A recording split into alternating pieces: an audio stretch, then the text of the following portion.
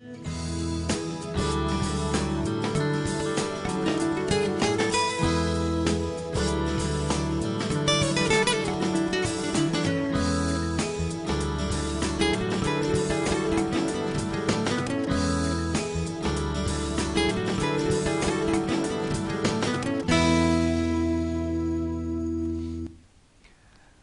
علیکم، خوش آمدید، صبح بخیر تمام دیکھنے والوں کو۔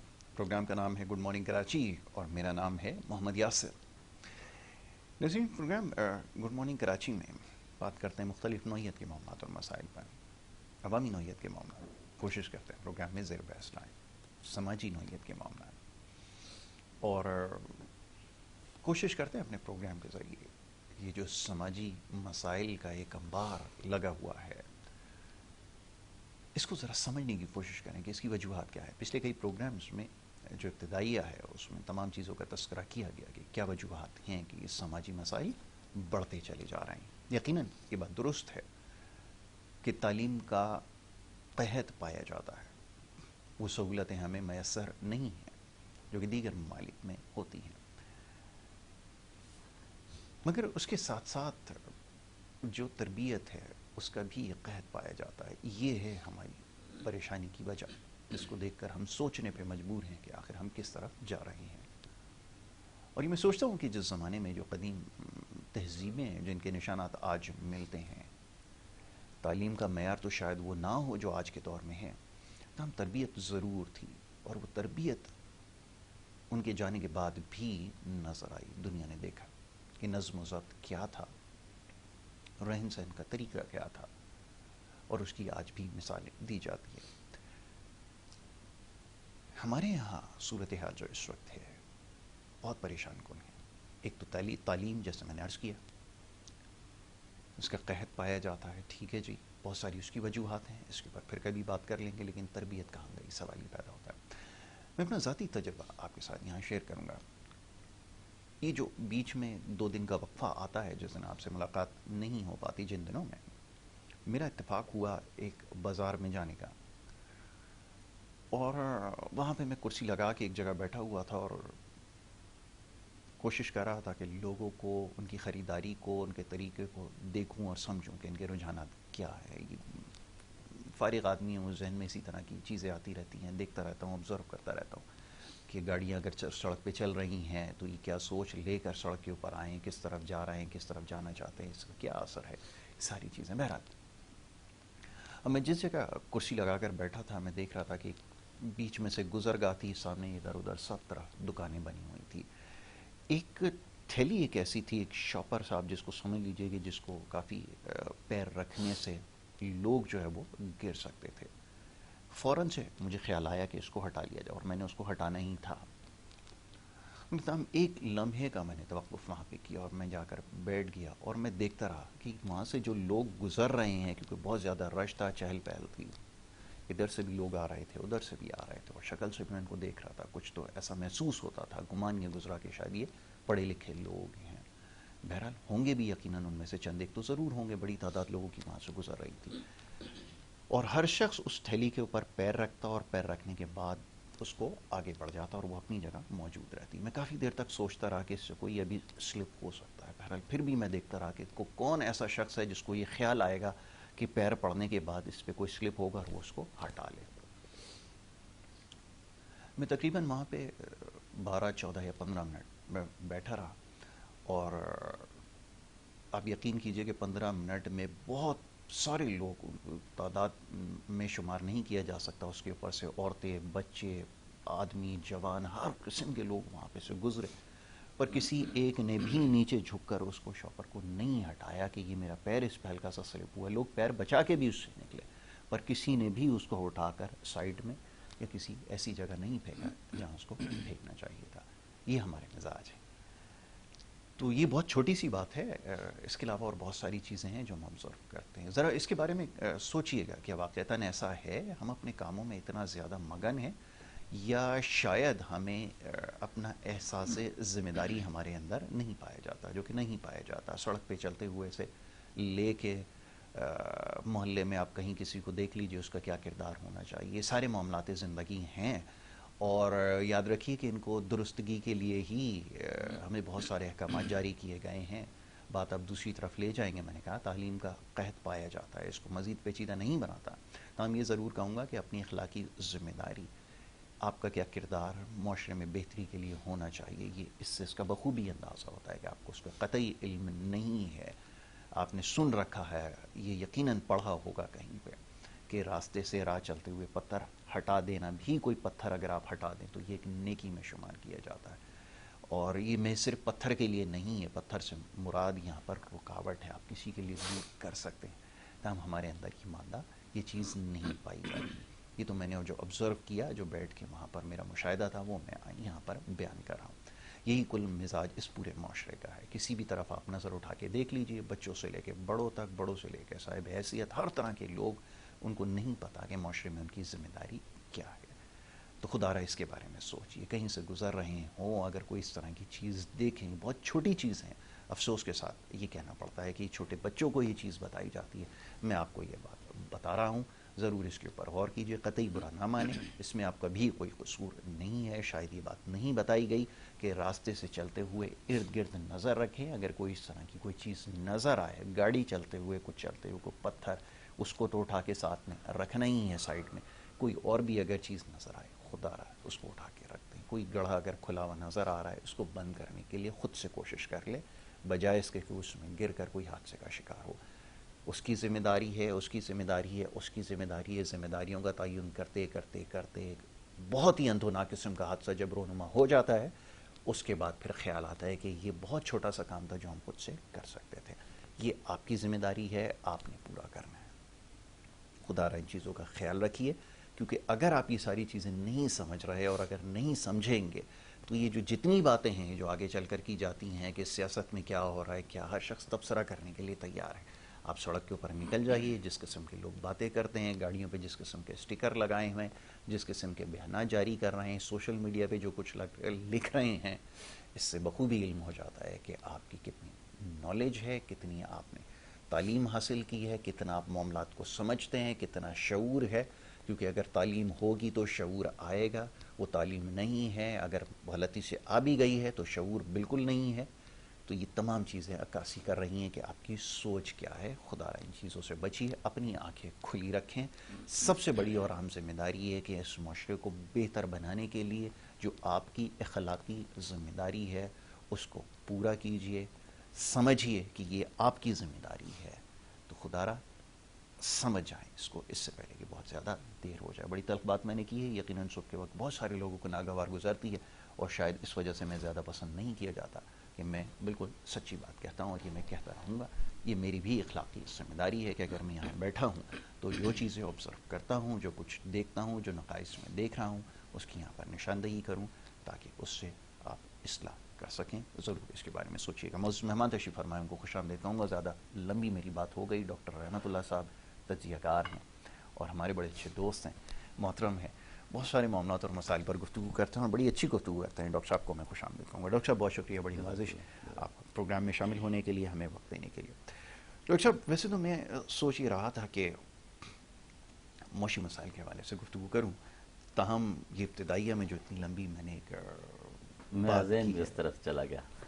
آپ اس کے زیادہ بہتر اس کے اوپر تبصرہ کر سکتے ہیں. میں چاہوں گا ذرا کچھ آپ نے جو تعلیم کی بات کی نا، تو تعلیم نئی اور پرانی نہیں ہوا کرتی. واہ، ٹھیک ہے، یہ چیز ہمارے ذہن میں رہنی چاہیے. تعلیم کبھی بھی نئی اور پرانی نہیں ہوا کرتی. بالکل میں آج سے سمجھ 50 سال پیچھے چلے جائیں، جو وہ لوگ ہسٹری پڑھتے تھے وہ آگے والے ہسٹری پڑھتے ہیں، ٹھیک ہے، اور آج کے ہم جو لوگ ہیں آج سے لے کر کے والے پڑھیں گے ان تک اور ان کے بعد کی بھی ہسٹری پڑھتے ہیں. بالکل ٹھیک ہے. اور اگر دنیا کی جو معاملات ہیں ان کے اوپر نظر رکھی جائے تو پرانے زمانے کے جو لوگ تھے وہ ہم سے زیادہ ایماندار بھی نظر آتے تھے اور اپنے کام میں سچے بھی نظر آتے تھے. اور اگر چیزوں کو ہم کمپیئر کریں تو اس سے بھی ہمیں بات واضح ہو جاتی ہے. کہتے ہیں ہمارے زمانے میں انجینئر، ڈاکٹرز یہ بہت زیادہ پیدا ہوتے ہیں اور جدید دور ہے. تو میں تقریباً 2 دن پہلے کراچی سے باہر گیا تھا. وہاں ایک روڈ سے ہمارا گزر ہوا، وہاں پر ایک برج تھی، ایک پرانی تھی ایک نئی تھی. جو نئی برج تھی وہ بند پڑی ہوئی تھی، جو پرانی تھی उस पर गाड़ियाँ चल रही थी, रवां दवा थी। रवां दवा थी। जो नई थी उसके रोड के बीच में इतना यानी कि गड्ढा पड़ गया था कि वहाँ का रास्ता उन्होंने बंद कर दिया था। ये है नई और पुरानी तालीम। और उसके साथ साथ जहाँ हम ठहरे थे वो जो बिल्डिंग थी, वो जो मकान था, वो तकरीबन उनके बकौल वो तकरीबन 80 से 90 साल पुराना मकान था और वो जगह पुरानी थी। उनकी ईंटों में ज़रे बराबर भी कोई लचक और कोई खराश नहीं आई थी और कलर वैसे का वैसा था। और आजकल जो हमारे इंजीनियर जो हैं जो काम करते हैं नाराज हो जाएंगे बच्चे, नाराज हो जाएंगे। वो आपको पता है वो जो तरबियत का मामला है, उस दौर की तरबियत और आज की तरबियत में ये फ़र्क है कि हम इतने बूढ़े नहीं हैं, आप इतने बूढ़े नहीं हैं। हम जब प्राइमरी में पढ़ते थे तो अपने असातिज़ा को देख करके क्या करते थे, एहतरामन उनसे मिलते थे, खड़े होते थे, या कोई ऐसी एक हरकत कर रहे होते थे या खेल कर रहे होते थे, उस्ताद हमारे सामने से, टीचर हमारे सामने से गुजरते थे तो हम साइड हो जाते थे। आजकल ऐसा नहीं होता। आजकल तरबियत का निज़ाम सिस्टम ये है कि मैं जिस जगह से गुजरता हूँ वहाँ एक स्कूल भी है और कॉलेज भी है। वहाँ के बच्चे, मैं खुदा न खास्ता किसी की यानी कि दिल आज़ारी की नहीं, या हम अपनी तालीम का जो सिस्टम है उसकी मैं बात कर रहा हूँ। उस ज़माने के अंदर हम और हमारी एज के जो जितने भी अफराद हैं या हमसे बड़े हैं, वो अपने असातिज़ा के हवाले से सोचें कि वो उनका रवैया उनके साथ क्या होता था और असातिज़ा का रवैया क्या होता था। और आज के ज़माने में हम देखते हैं तो वो बच्चे धड़ल्ले से ऐसी हरकतें कर रहे होते हैं कि जिनका तज़किरा यहाँ मीडिया पर बैठ कर के हम नहीं कर सकते। तो वहाँ की तालीम, अगर हम और पीछे चले जाए, हज़ारों साल पीछे चले जाए, मोहनजोदड़ो की जो हमें मकानात मिलती हैं वो भी एज इट नई नज़र आती हैं। उनकी ईंटें, उनके तरीक़ेकार, उनकी जो प्लानिंग है, ठीक है, वो भी। और उसके अलावा अगर एहराम मिस्र की तरफ हम चले जाएं तो वो हज़ारों साल पुरानी चीज़ें हैं, वो अभी तक नहीं लगती हैं, ठीक है। इतनी प्लानिंग्स थी, यानी तालीम और तरबियत पुराना जो था, यानी उस ज़माने का, पुराना तो हमें नहीं कहना चाहिए, उस ज़माने में मटेरियल भी ओरिजिनल सही तरीके से और अखलाक, किरदार और एहतराम भी वो दिलो जान से किया करते थे। और आज के ज़माने में आप छोटे बच्चे से भी अगर कोई हरकत कर रहा है उसको रोक के दिखाएं तो आप कौन है, सही है, बिल्कुल आपने सही कहा, मुझे क्यों रोक रहे हैं। तो कहने का मकसद है कि हमारे ज़माने में, आज के इस दौर के अंदर, हमारी एजुकेशन ज़ाहिरी तौर पर तो हम समझते हैं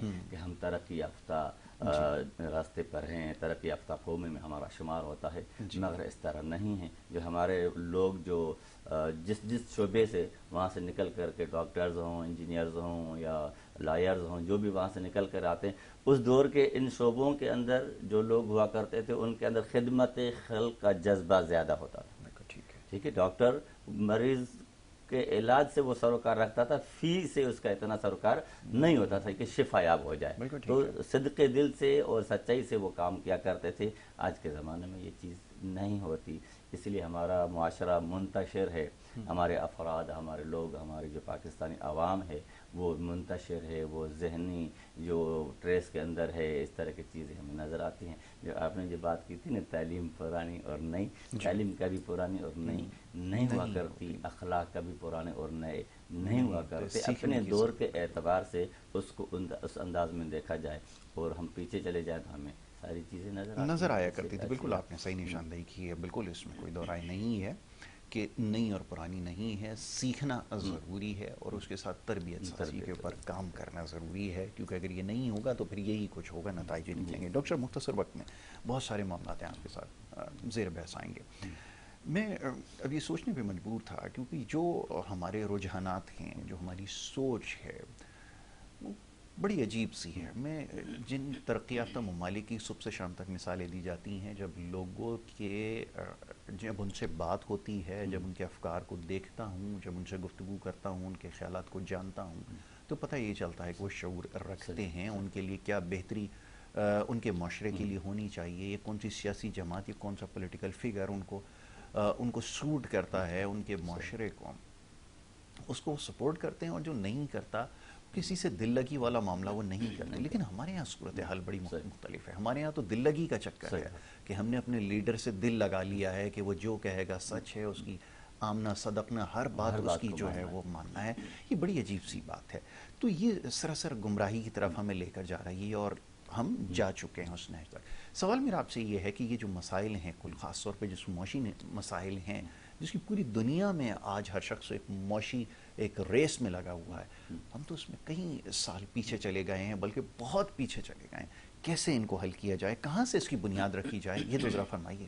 ہم جب معاشی نظام اور اسلام کی بات کرتے ہوتے ہیں نا, تو اسلام ایک کمپلیٹ کوڈ آف لائف ہے. اس کے اندر تمام تر زندگی کے جتنے بھی شعبے ہیں وہ اسلام ہمارے کیا کرتا ہے, رہنمائی کرتا ہے. اور قرآن مجید کے اندر بھی اللہ تبارک و تعالیٰ کا فرمان ہے کہ ادخلوا فی السلم کافہ, یعنی کہ دین کے اندر پورے کے پورے شامل ہو جاؤ. تو ہمارا جو مسئلہ ہے المیہ وہ یہ ہے کہ ہم نے دین کو اسلام کو دین کے حیثیت سے قبول نہیں کیا. ہم نے اسلام کو اور دین کو بحیثیت چند رسومات کے طور پر ہم نے کیا کیا ہے, ایکسیپٹ کیا ہے, اس کو قبول کیا ہے. وہ رسومات روزہ بھی رکھنا ہے, نماز پڑھنی ہے, حج, زکوٰۃ, یہ رسومات ہیں. اس کو ادا کرنے سے ہم کہتے ہیں کہ ہم بڑے دیندار لوگ. بہت اچھی بات ہے. ٹھیک ہے, اگر یہ دیکھا جائے تو دین کا تعلق اس رسومات سے نہیں ہے. دین کا تعلق اللہ تبارک و تعالیٰ نے معیشت کے ساتھ بھی رکھا ہے. جب تک آپ کی معیشت ٹھیک نہیں ہوگی آپ کی نماز ٹھیک نہیں ہوگی. جب تک آپ کی معیشت جو ہے ٹھیک نہیں ہوگی آپ کی زکوٰۃ قابل قبول نہیں ہوگی. جب تک آپ کی معیشت ٹھیک نہیں ہوگی آپ کا حج قابل قبول نہیں ہوگا. اس کا مقصد کیا ہے, یہ جو رسومات کو جن کو ہم نے دین سمجھا ہوا ہے, ان رسومات کا بھی اللہ کے ہاں قبول ہونا اس صورت میں بجا ہوگا, اس صورت میں قبول ہوں گی جب ہماری معیشت کی گاڑی صحیح طرح ہوگی, وہ قرآن و سنت کے اعتبار سے ہوگی, وہ رسول صلی اللہ علیہ وسلم کے بتائے ہوئے اصول پر ہوگی. اس وقت ہمارے یہ رسومات بھی ہمارے صحیح ہوں گے, ورنہ یہ رسومات بھی ہمارے صحیح نہیں ہوں گے. ایک یہاں پر مجھے نبی صلی اللہ علیہ وسلم کی ایک حدیث یاد آتی ہے کہ آپ صلی اللہ علیہ وآلہ وسلم کا فرمان ہے کہ ایک شخص جو ہے بہت زیادہ دور کا سفر کرتے ہوئے کعبۃ اللہ شریف کے پاس آیا ہوگا. اس کے جسم کے اوپر گرد و غبار اور بال جو ہے گرد آلود ہوں گے, اور کعبۃ اللہ شریف کا غلاف پکڑ کر کے وہ اللہ تبارک و تعالیٰ کو گڑ گڑا کر کے اپنی معافی تلافی کرنے کی کوشش کر رہا ہوگا. ٹھیک ہے, دور کا سفر اور جگہ کون سی, مقدس ترین خطہ, مقدس ترین جگہ وہ کعبۃ اللہ, اللہ کا گھر ہے. اور وہ اللہ کے کعبۃ اللہ کے گھر کا غلاف پکڑ کر کے وہ کیا کر رہا ہوگا, رو کر کے اللہ سے معافی مانگ رہا ہوگا. اللہ تبارک و تعالیٰ کے پیغمبر محمد صلی اللہ علیہ وسلم نے فرمایا کہ مطعمہ حرام, اس کا کھانا حرام کا, مشربہ حرام, اس کا پینا حرام کا, ملبسہ حرام, اس کا لباس حرام کا, جو لباس اس نے زیب تن کیا ہے, وغذی برحام حرام, اس کی پرورش جو ہے وہ پوری حرام پر ہوئی ہے. فأنا یستجاب لہ, ایسے انسان کی دعا کیسے قبول کی جائے گی. تو کہنے کا مقصد ہے ہم نماز, روزہ, زکوٰۃ, حج کر رہے ہوتے مگر اس معیشت کو ٹھیک نہیں کرتے. ٹھیک, تو سارا دار و مدار ہمارے اس معاشی نظام کے اوپر ہے. جب تک یہ معاشی نظام ہمارا ٹھیک نہیں ہوگا, وہ قرآن و سنت کے اصولوں کے اوپر نہیں گامزن ہوگا, تب تک ہم کرائسس سے نہیں نکل سکتے. ہم غلامی کی زنجیروں میں جکڑے جائیں گے, نکل نہیں سکتے. اور اللہ تبارک و تعالیٰ نے بھی کہا ہے کہ جو لوگ اس سود کے نظام کو کیا کرتے ہیں, جاری رکھتے ہیں, سود لیتے دیتے ہیں, وہ اللہ اس کے رسول کے ساتھ کیا کرتے ہیں, فَأْذَنُوا بِحَرْبٍ مِّنَ اللَّهِ وَرَسُولِهِ, اللہ اس کے رسول کے ساتھ کیا کرتے ہیں, جنگ کرتے ہیں. ہمارے حکمران وہ معیشت بناتے ہیں, وہ طریقہ کار کرتے ہیں جو اللہ اس کے رسول کے ساتھ جنگ ہوتی ہے. جو اللہ اس کے رسول کے ساتھ جنگ ہوگی تو وہ قومیں کیسے ترقی کریں. ڈاکٹر صاحب, اب سوال یہ پیدا ہوتا ہے کہ یہ جو معیشت کا آپ نے لفظ استعمال کیا, کیا اس کا براہ راست تعلق صرف حکمراں سے ہے کہ وہ جو نظام رائج کرے ہمیں اس کو فالو کرنا ہو, یا اس کا ہمارے سے بھی اپنی ذات سے تعلق ہے؟ جیسے میں نے کہا کہ معاشرے کی بہتری کے لیے ایک فرد واحد کی ذمہ داری ہے, اگر وہ پوری کرے گا تو اس کا کل نتیجہ آپ کو معاشرے پر نظر آئے گا. معیشت کی درستگی کے حوالے سے کیا ہماری بھی کوئی اخلاقی ذمہ داری ہے؟ کیونکہ نظر یہ آیا ہے کہ ہم رشوت دینا ایک بہت چھوٹی سی چیز ہمارے لیے بن گئی ہے. وہ ہم سمجھتے ہیں کہ ٹھیک ہے ہم مجبور ہیں, سوسائٹی کا حصہ بن چکے ہیں تو ہمیں دینا ہی ہے. تو کیا ہماری بھی کوئی اپنی اخلاقی ذمہ داری ہے جیسے دیگر معاملات میں؟ یہ فرمائیے. یہاں پر معیشت کی ذمہ داری کے حوالے سے تو اگر دیکھا جائے تو ہماری کوئی ذمہ داری نہیں بنتی. ٹھیک ہے, جو گورنمنٹ نے ایک چیز کی قیمت مقرر کر دی ہے, ہم نے اس قیمت میں ہی وہ چیز لینی ہے اور بیچنی ہے. ٹیکس بھی دینی ہے, سب کچھ کرنا ہے. اگر ہم چاہیں کہ بھائی سستا لینا چاہیں یا سستا بیچنا چاہیں تو ہم نہ سستا بیچ سکتے ہیں نہ سستا لے سکتے ہیں. کیونکہ رات کو, مثال کے طور پر میں کہہ رہا ہوں, رات کو اگر پیٹرول بڑھ گیا ہے تو چیزوں کے دام از خود کیا ہو جائیں گے، بڑھ جائیں گے۔ ٹیکس ہم معاف نہیں کر سکتے جب تک کہ حکمران معاف نہیں کر سکتے۔ تو کہنے کا مقصد کیا ہے، کچھ شعبے ایسے ہوتے ہیں جو حکمرانوں کی گرفت میں ہوتے ہیں براہ راست، ٹھیک ہے، براہ راست ان کے۔ اور ہم کیا کر سکتے ہیں اس معاملے کے اندر، ہم یہ کر سکتے ہیں کہ ہم بے ایمانی نہ کریں، ٹھیک ہے، ناپ تول میں کوئی ڈنڈی نہ ماریں، ٹھیک ہے، کوئی وہ نہ کرے کہ اس کے اندر ملاوٹ نہ کریں، یہ چیز نہ کریں، رشوت کا ماحول گرم نہ کریں کہ رشوت دینے اور لینے کا ہم نہ کریں، مگر معیشت کی خرید و فروخت کے اندر ہمارا کوئی عمل دخل نہیں ہوتا۔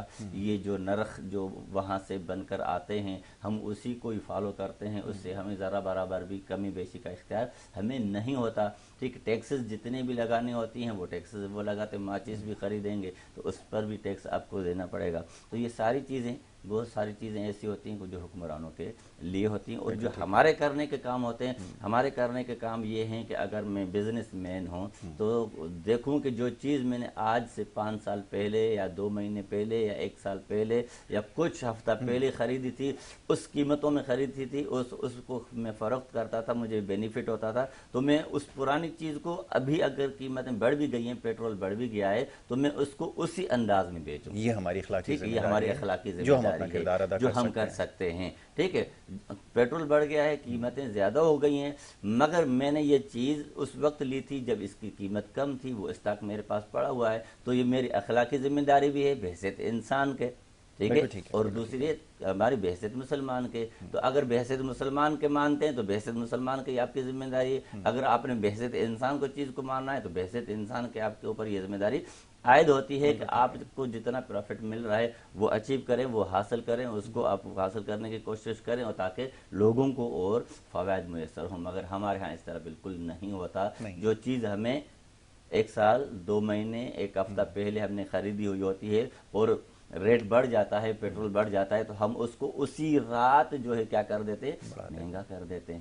خاص طور پر پیٹرول پمپ پر چلے جائیں تو وہ جو پیٹرول تو اسی وقت تو نہیں ہوتا نا، وہ تو پہلے ہی ان کے پاس اسٹاک پڑا ہوا ہوتا ہے، ٹھیک ہے، وہ بیچ رہے ہوتے ہیں، تو وہ جب سے اعلان ہوتا ہے وہ اسی لمحے وہ کیا کر دیتے ہیں، بڑھا دیتے ہیں۔ تو یہ ہماری اخلاقی ذمہ داری ہے، ہمیں اس چیز کو پورا کرنا ہے، اور ناپ تول میں بے ایمانی انفرادی طور پر ہمارے اوپر یہ ذمہ داری ہے، ٹھیک ہے۔ اصل اور غلط چیز کے اندر بھی ہم امتزاج کریں، پتہ چلے کوئی غلط چیزوں کو صحیح چیز کر کے نہ بیچے، ملاوٹ نہ کرے، ٹھیک ہے، یہ ہماری ذمہ داری عائد ہوتی ہے۔ باقی جو معیشت کا بیڑا جو غرق کرنا ہے، معیشت کے بیڑے کو جو پار کرنا ہے، وہ ہماری ذمہ داری اس لیے نہیں ہوتی ہے کہ ہم اس کے اندر اثر انداز نہیں ہو سکتے۔ جس لیول پر ہوتے ہیں ہم اس لیول پر اس پر اثر انداز ہو سکتے ہیں، اس پر ہم اپنی کارکردگی، ٹھیک ہے، جس کے اوپر ہماری گرفت ہے اس کے اوپر ہمیں اثر انداز ہونا چاہیے، جن کی نشاندہی آپ نے کی ہے، یہ بات بالکل درست ہے۔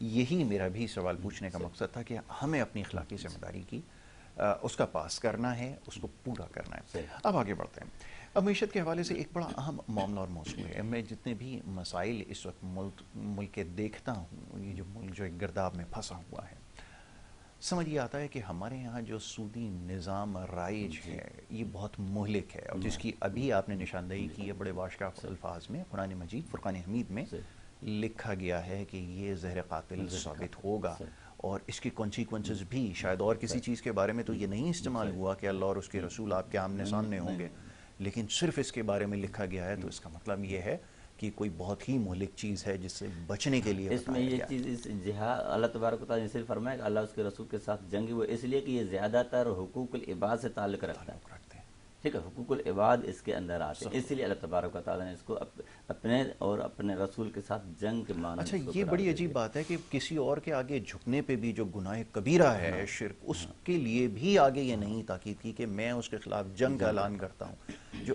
اپنی اللہ رب العزت کی ذات سے تعلق جس کا ہے، لیکن سود کے بارے میں کہا گیا، اور پھر نتیجہ یہ نکلتا ہے کہ جو ہمارے جو معاشی معاملات ہیں جو حل نہیں ہو پا رہا ہے، کیا ممکن ہے کبھی ایسا ہو سکے گا؟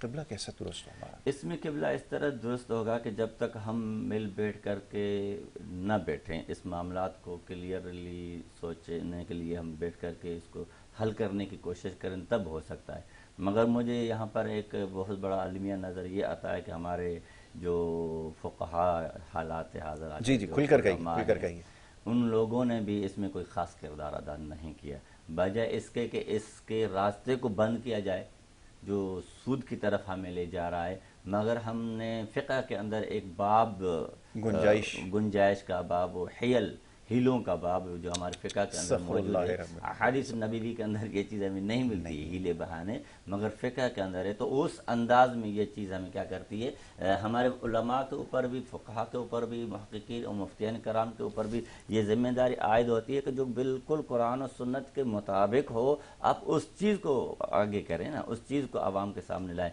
مگر ہیلوں بہانوں سے بہت ساری چیزیں ایسی ہوتی ہیں کہ ہم نے سود کو اسلامی سود یا اسلامی بینکاری کا نام دیا ہوا ہے، جبکہ اللہ تبارک و تعالیٰ نے ہلاکت فرمائی ہے کہ ویل لکل ہمزۃ لمزہ، ایک ہلاکت ہے اس شخص کے لیے۔ اور آگے اللہ تعالیٰ فرماتے الذی جمع مالا وعددہ، جو مال کو جمع کر کے رکھتا ہے، گن گن کر کے رکھتا ہے، اس کے لیے ہلاکت ہے۔ تو یہ چیز جو سسٹم ہمارا تب صحیح ہوگا جب ہمارے وقت کے علماء، مفتیان، محققین، مجتہدین وہ صحیح راہ پر آ جائیں، اور اس کے ساتھ ساتھ ہمارے حکمران جو ہے وہ دل کے ساتھ یہ بات ماننے کے لیے تیار ہوں کہ ہم نے اس سود کے نظام کو ختم کرنا ہے۔ جب تک کہ سود کا نظام ختم نہیں ہوگا ہم آئی ایم ایف کے قرضوں کے نیچے دبے رہیں گے، مقروض رہیں گے، ترقی کبھی نہیں کر سکتے۔ تو ہماری قوم جب ترقی چاہتی ہے تو ان چیزوں سے نکلے، سود سے نکلے، سود سے نہ نکلنے کے بعد اور سود میں پڑے رہنے سے ہم اور تنزلی کا شکار ہوتے رہیں گے۔ ڈاکٹر صاحب اب ایک بڑی مشکل اور پیچیدہ چیز آپ کی طرف رکھنا چاہوں گا میں، یہ جو کل نظام رائج ہے، رائج نظام جو جمہوریت کا نظام ہے، جمہوری نظام ہے، اس کا انتخاب ہم نے خود اپنے لیے کیا ہے۔ کسی بھی سیاسی جماعت کے منشور میں اول نمبر پر یہ چیز نظر نہیں آتی کہ ہم سود کا مکمل خاتمہ کریں گے۔ چند ایک مذہبی جماعتیں ضرور ہیں جنہوں نے اس کو منشور بنایا ہے، یقیناً بنایا ہے، تاہم یہ جو دیگر سیاسی جماعتیں ہیں جو حکمرانی کرتی آئی ہیں بڑی دیر سے، آج بھی ان کے منشور میں یہ سب سے پہلا نقطہ یہ ہونا چاہیے تھا کہ ہم سودی نظام کا خاتمہ کریں گے، نہیں ہے۔ اور اگر ایسا نہیں ہے، میں یہ بات اگر جانتا ہوں اور سمجھتا ہوں، اس کے باوجود بھی اگر میں نے کسی ایسی سیاسی جماعت کا انتخاب کیا جس میں بعد میں جس نے آ کر اس نظام کو تقویت دی یا اس کے تابع رہنے کا فیصلہ کیا، تو کیا یہ گناہ میرے سر ہوگا؟ ہمارے حکمرانوں کی طرف اور جو ہماری پارٹیز ہیں پاکستان کے اندر، جتنی بھی تنظیمیں ہیں، سیاسی تنظیمیں ہیں، اور جو صاحب اقتدار آ جاتی ہیں، تو ان کے اقتدار میں آنے کے بعد ہماری زندگی کا کوئی بھی شعبہ وہ حل نہیں کرتے۔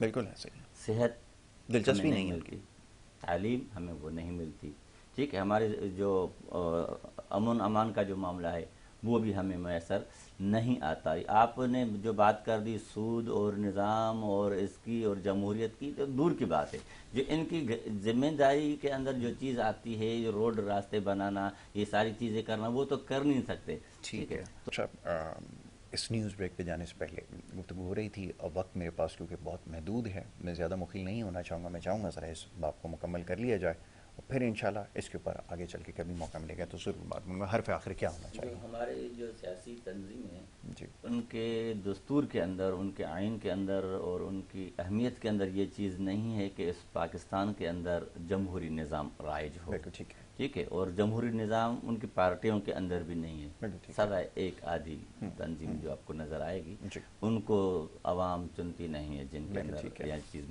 موجود ہوتی ہے۔